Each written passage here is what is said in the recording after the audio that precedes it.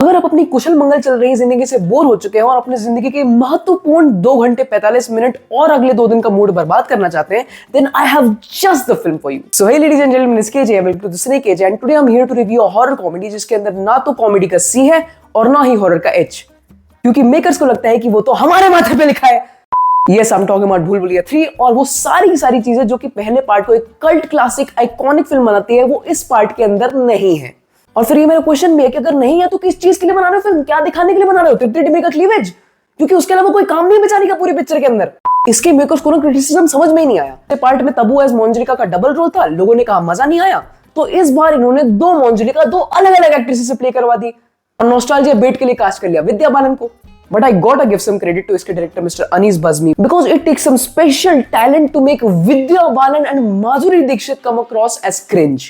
I mean, come on यार, तुम्हारे पास राजेश शर्मा, विजय राज, संजय मिश्रा, राजपाल यादव जैसे कॉमेडी लेजेंड्स थे मूवी के अंदर, एंड येट तुम्हारी फिल्म के सबसे फनीएस्ट बिट्स वो है जब तुम दूसरी फिल्मों का रेफरेंस मार रहे हो। और हाँ, वैसे टी सीरीज आई होप कि इस बार रेड चिलीज से लाइसेंस लिया होगा जवान के कैरेक्टर का यूज करने के लिए।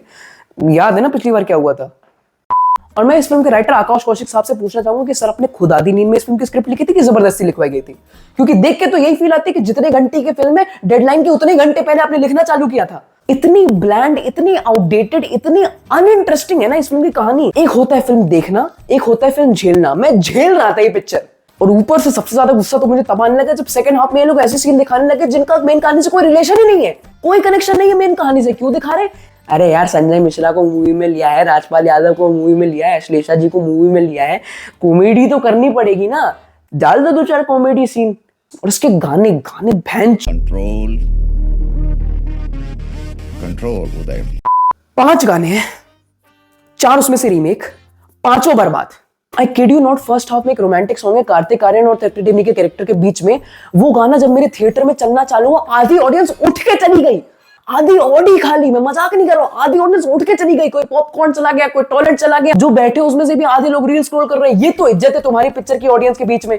और बाकी हॉरर का मैं बता देता हूं, इतना हॉरर है मूवी के अंदर, ठीक है, इतना हॉरर है मूवी के अंदर, जिनके स्त्री2 देख के फट गई थे ना, उनको भी डरने लगेगा।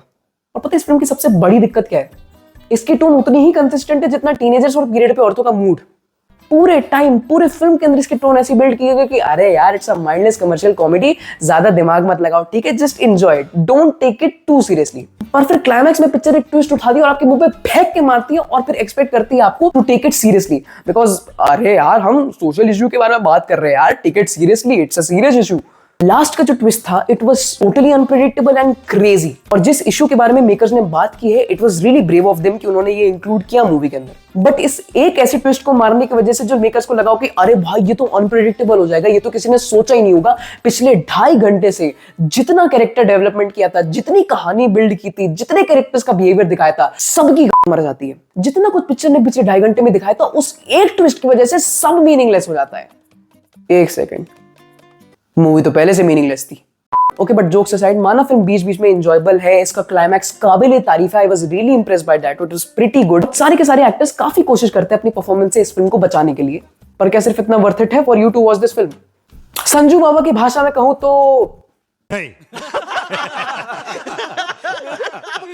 बाकी अगर बात करूं रेटिंग की, तो मैं रेटिंग नहीं, इसके डायरेक्टर साहब से रिक्वेस्ट करना चाहूंगा कि अनीस बस कर भाई, रहम कर थोड़ा हम पे। अच्छा अनीस सर, आपने भूल भुलैया देखी है? वो पहली वाली जो 17 साल पहले आई थी। अच्छा, भूल गए होगे, बहुत टाइम हो गया आए हुए, कोई बात नहीं, वैसे भी उम्र हो रही है आपकी, हो जाता है, भूल जाते हैं लोग बुढ़ापे में। एक काम करना, आप रिवॉच करो उसको, ठीक है, दोबारा देखो, और इस बार कॉपी पेन लेके देखना, ठीक है, और नोट करना कि क्या क्या चीजें उसके अंदर बढ़िया थी, अच्छी लगी, और फिर वो लिस्ट अपने राइटर्स को पकड़ा देना और बोलना मुझे ऐसी फिल्म बना के दो। और जब तक ये ना हो, प्लीज मैं रिक्वेस्ट करता हूं, कैमरा को हाथ मत लगाना।